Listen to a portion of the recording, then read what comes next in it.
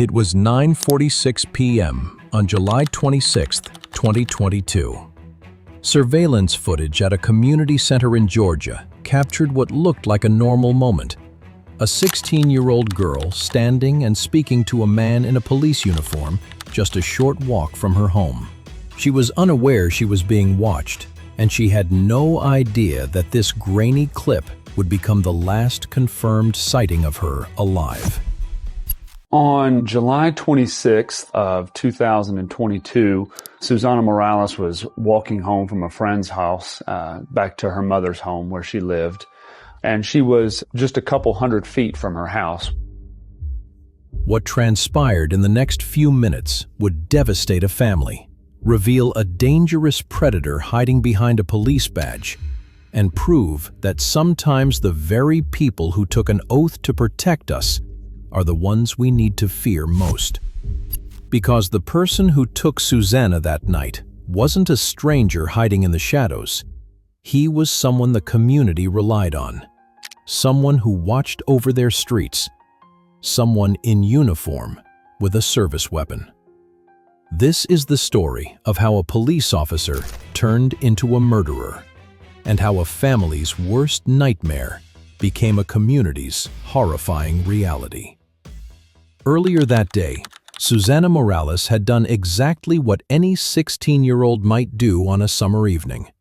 She'd told her mom she was going to visit a friend. Then she changed her plans and went to see another instead. It was completely typical teenage behavior that would later become of tragic significance. She had told her mom that she was going to one friend's house, and then ultimately she went to a different friend's house, which I think anyone that's been a teenager before or has a teenager, it's not unusual. The young girl with the radiant smile and passion for singing had passed the evening at Sterling Glen Apartments, a complex in Norcross, Georgia, just outside Atlanta. Susana was the youngest of her family. Cherished by everyone who knew her, she spent hours trying out makeup tutorials in her room, had recently started learning the ukulele, and filled the house with her singing. Her mother would later recount how Susana's music made their home feel vibrant with joy. That Tuesday evening seemed no different from so many others. It was around 10 p.m. when Susana began the short walk home, a half-mile walk along roads she knew well. She carried her phone, which was equipped with the Life 360 tracking app, allowing her family to track her location in real time to keep her safe. However, that safety was merely an illusion. At 9:46 p.m., the camera at the community center captured Susana walking on the roadside. She appeared calm and unhurried, completely unaware that a predator was watching her. She was just a teenager walking home from a friend's house, until something went terribly wrong. What happened next would confuse investigators for months. GPS data showed Susana reaching her neighborhood mere moments from the safety of her home. Her family watched the blue dot on their screens approach their street, only to see it suddenly reverse course. Initially, it moved at a walking pace, suggesting she might have forgotten something or changed her route. Then, the impossible happened. The GPS indicated she was traveling at 40 miles per hour. Since Susana didn't drive, had no car, and was not waiting for a ride, this made no sense. Although a text appeared on her phone saying, "I'm on my way home," she never arrived. Her phone sped away from her home and everything familiar. At 10:30 p.m., a friend received a crash alert from the app. The phone had stopped moving and would remain still. Her family immediately began searching, driving the streets and calling her name, hoping this was a terrible misunderstanding. Sadly, when dawn broke on July 27th, she was still missing. Meanwhile, miles away at the Sterling Glen Apartments, Miles Bryant, a 22-year-old police officer, was finishing his evening. As a courtesy officer, he got cheap rent for patrolling the complex and keeping it safe. He was a sworn member of the Dorville Police Department and the National Guard. To everyone around him, neighbors and colleagues, Bryant appeared to be the ideal officer, dedicated and helpful. Yet, appearances can be deceiving. The next morning, July 27th, Bryant filed a concerning police report claiming his service weapon, a Glock 19 pistol, had been stolen from his vehicle overnight. He stated that someone broke into his truck, taking only the gun and holster. My Glock 19 holster is on the floorboard, and my Glock 19 is always together, you know? Right. I think I left my thing. They ain't smashed the window or nothing. I left my door unlocked. The timing was suspicious. Less than 12 hours after Susana vanished, the officer living at the complex she visited reported a stolen gun. This, however, was just the beginning of Bryant's elaborate lies. The next 6 months became a living nightmare for Susana's family. Although tips poured in from Detroit, Nashville, and Gatlinburg, each lead brought only fleeting hope, followed by devastating dead ends. Police exhausted every resource, deploying drones, using thermal imaging, and even conducting undercover operations on the theory that she had been trafficked. Yet, nothing materialized. Aura Morales faced the mother's ultimate nightmare. The questions of whether her daughter was alive, suffering, or trying to come home invaded her every thought. Investigators observed that the lack of closure was the psychological torture. "I hope my daughter is alive, but I don't know," she said. "It's worse than emotionally debilitating." No dormí, solo llamándolas. That night I didn't sleep. I was just hoping to hear from her. I kept calling her and her friends to see if there was an update, but she never answered. She was kidnapped, that they were torturing her, that she was lost somewhere. Meanwhile, Miles Bryant continued his daily routine. As both a police officer and courtesy officer, he patrolled the Sterling Glen apartments, the very place where Susana was last seen. He operated with a professional demeanor that commanded respect, effectively hiding a dark secret. Tragically, the man entrusted with the search was the only one who knew she would never be found alive. On the evening of February 6, 2023, around 6 p.m., an off-roader was exploring the woods near Drowning Creek Road and Highway 316 in Decatur, Georgia. Though this was over 20 miles from where Susana disappeared, what he discovered would change everything. He found the victim's remains, tragically decomposed and dispersed across the forest floor. The elements had erased almost everything. No clothing, fibers, or forensic evidence remained. Although the medical examiner recovered about 95% of Susana's remains, the lack of soft tissue made determining the exact cause of death impossible. I could have come up with a specific cause of death, but I'm limited based on what I have. The body is too decomposed. All I have is a skeleton. However, the fact that she was found without clothing was a grim indicator of foul play. Accidental deaths in the wilderness rarely happen that way. For investigators, the discovery brought mixed emotions. They could finally offer answers to Susana's family, but they were left with a homicide case devoid of physical evidence. That changed when they made a shocking discovery just 100 feet from the body. Lying exposed on the ground was a Glock 19 pistol. It hadn't been hidden or buried. It looked as if it had simply been dropped. When police traced the serial number, the results were shocking. It was the same weapon Miles Bryant had reported stolen on July 27th, the very day after Susana vanished. The gun he claimed was stolen by strangers was now sitting mere yards from the murdered teen. It was no coincidence. Investigators turned their full attention to the courtesy officer. The man who had acted so helpful and professional was about to be exposed for playing a long, deceptive game. I don't really care about, the detective stuff like that. I just want to get on UCIC at least. Don't be caught on the side of the road with it. No, I got you. Detective Carter played it cool. He needed Bryant to explain why his gun was at the murder scene, but he couldn't tip his hand. If he revealed too much, Bryant might stop cooperating. So you got some time for us to come up to our headquarters and just talk about what you see on a daily basis and stuff like that? Yeah. Bryant agreed to visit the station, believing it was a routine check-in regarding his duties as a courtesy officer, completely unaware that investigators were already unraveling his web of lies. Detective Carter played it cool. And it's probably, this is like our theory we're working with right now. We're thinking it's probably going to be related because it was kind of the same night. Like the person who probably did that to you may know something.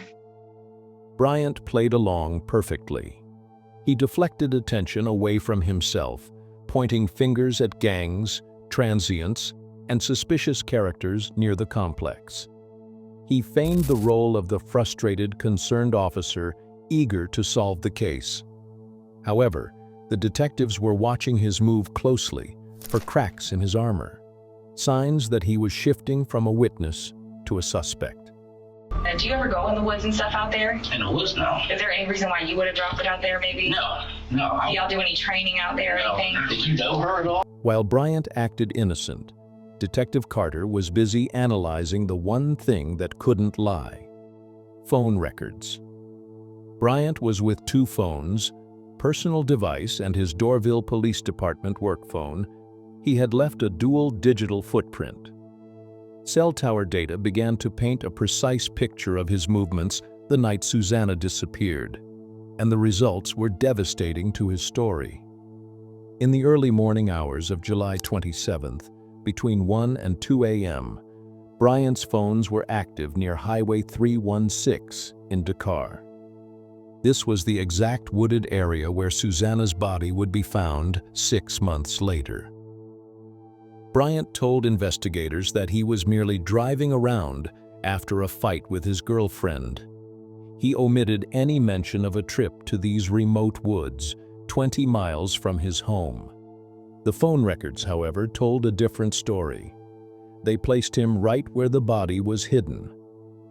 When Detective Carter presented this evidence, Bryant's composure finally slipped. I mean, it's found walking distance. This is the time to be 100% honest. I swear I'm being honest. That is crazy. Miles, Now I'm nervous. we got your phone in the woods 3 hours after. Why were you in the woods? I wasn't in the woods. You were in the I woods. was not in the woods. You were. It's not. It's a question about if you are a cold-blooded killer or if you made a mistake. Bryant looked genuinely rattled for the first time. The mask of the helpful officer vanished, revealing a darker reality. The evidence was overwhelming. His digital footprint had placed him at the scene, his gun next to the body, and his crumbling story about the weapon being stolen. Furthermore, his claim that he didn't know Susana was proven to be a lie. Witnesses confirmed he had approached Susana and her friends before, offering rides in his truck, encounters he had denied. It's not a question. I know you're involved. No, I'm not involved. No, I would not do that and say, well, maybe I messed up. No, none of that. Not involved. The case was far from over. While phone records placed Bryant at the scene, proving murder without a specific cause of death presented a challenge. To win, prosecutors needed to reveal the layers of Miles Bryant's persona and reveal the man beneath the badge. As investigators dug into his history, a disturbing pattern of behavior came to light. The helpful officer had been living a double life, using his position of trust to prey on women. Dating back to 2018, Bryant had burglarized the homes of former female classmates, stealing personal items to satisfy his twisted compulsions. This behavior didn't stop with Susana's murder. In fact, it escalated. He was even caught on camera attempting to force his way into a woman's apartment while wearing his National Guard uniform, indifferent to her fear. Furthermore, digital forensics revealed he had used women's phones to send illicit content to himself, clear evidence of a predatory mindset that had been building toward violence for years. The question remained, would a jury believe that a decorated officer with positive reviews was capable of such a heinous crime? On June 5, 2024, nearly 2 years after Susana disappeared, the trial began. The prosecutor wasted no time attacking Bryant's character. He was supposed to serve and protect, the prosecutor told the jury. He is someone we should trust, but instead, he abused the law, used his badge, and exploited his position to satisfy his own predatory impulses. Although the case was circumstantial, the totality of the evidence, including the damning phone records placing him at the scene, was overwhelming. The evidence was damning. His weapon found near her remains, witnesses proving he lied about knowing her, and a clear history of predatory behavior. Prosecutors highlighted the burglaries and attempted break-ins as proof of escalating violence that ultimately led to murder. The defense had little to work with. They focused on the lack of direct evidence. No DNA, no clear cause of death, and no eyewitness to the crime. The defense attorney even admitted, "You don't have to like my client. You're going to think that he is the most callous, uncaring coward. However, he is not guilty." They offered weak alternative theories, suggesting an overdose or a coincidental body dump by someone who killed her near Bryant's gun. But these ideas had no evidence. Attempts to paint Susana as a troubled teen also failed, as testimony confirmed she was simply a normal 16-year-old walking home from a routine visit. The jury didn't need long. After just 2 hours, they returned a verdict. Guilty on all counts: malice murder, felony murder, and kidnapping. Miles Bryant was sentenced to life without parole. The jury saw him for what he was, a predator using his badge to hunt. We, the jury, found the defendant guilty. Count 2, felony murder. We, the jury, find the defendant guilty. Count 3, kidnapping. We, the jury, find the defendant guilty. Mr. Bryant, on count 1, malice murder, I sentence you to life without the possibility of parole. Prison is where he deserves to be. While the verdict brought justice, it couldn't bring Susana back. However, the aftermath left disturbing questions. How did Bryant go undetected for so long? How did his department and the apartment complex fail to properly vet their courtesy officer? Susana's family is now suing Sterling Glen Apartments, arguing that a proper background check should have prevented Bryant from ever having access to vulnerable residents. Their battle for accountability continues, driven by a determination to ensure no other family endures such a devastating loss. Susana Morales' murder forced the community to face uncomfortable truths about predators hiding behind positions of authority. Miles Bryant wasn't a stranger in the shadows. He was a figure of trust, wearing a uniform and badge, sworn to protect.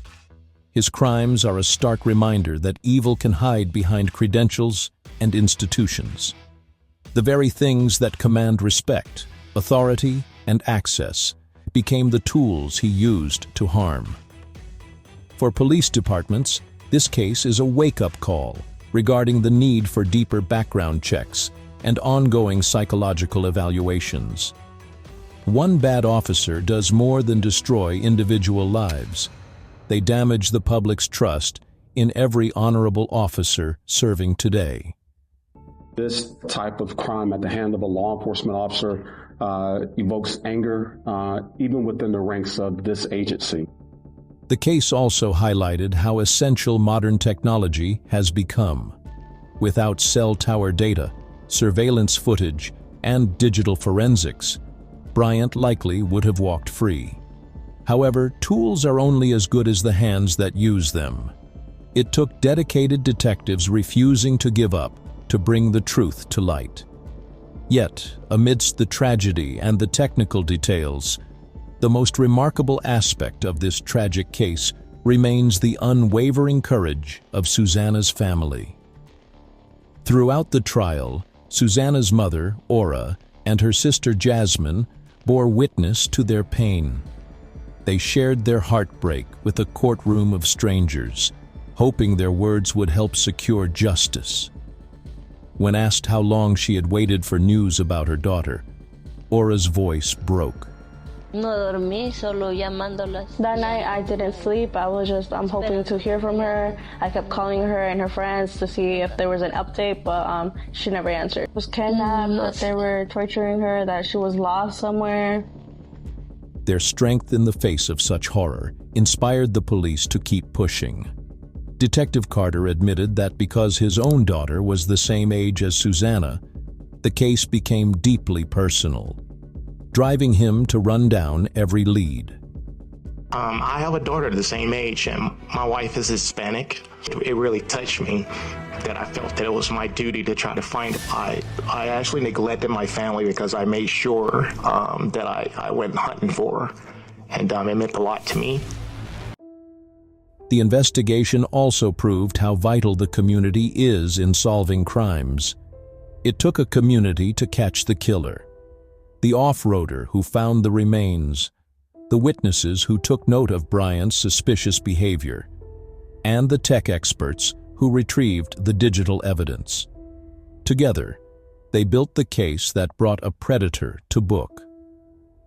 Miles Bryant is now serving a life sentence, permanently removed from society. However, the damage he caused still lingers. Susana's family remains shattered, forever incomplete. His fellow officers are left working to rebuild the trust he betrayed. And the community is left grappling with the reality that their protector was actually a predator. Susana Morales should be alive, making music and chasing dreams. Instead, she fell victim to a man who twisted the meaning of his badge into something evil. Her memory deserves more. It demands a commitment to ensuring that the people we trust with our safety are actually worthy of it. This tragedy reminds us that in today's world, predators aren't always hiding in the dark. They can be right in front of us. The courtesy officer at your complex, the helpful authority figure, or the uniformed professional you're taught to obey. Accepting this doesn't mean we should be paranoid about every police officer. It means we must be vigilant and teach our children to trust their gut, even when dealing with someone in uniform. Miles Bryant thought his badge was a shield that placed him above suspicion. He was wrong. Justice can be slow, but for those who pursue it with courage, it eventually arrives. Nothing can bring Susana back, but her family can rest a little easier, knowing her killer will never strike again. In the end, preventing others from feeling this tragic pain is the most fitting tribute to her short life. The last images of Susana show her walking home with confidence, completely unaware of the danger waiting for her. That footage is more than just evidence now. It is a reminder of how fragile life is and why we must protect the vulnerable. Miles Bryant failed that duty in the worst possible way. He chose to be a predator instead of a protector. Now he will pay the price, spending his life behind the same bars he used to put others behind. Justice has been served, but Susana's memory remains, a light extinguished too soon, but never forgotten by those who fought to bring her killer to justice.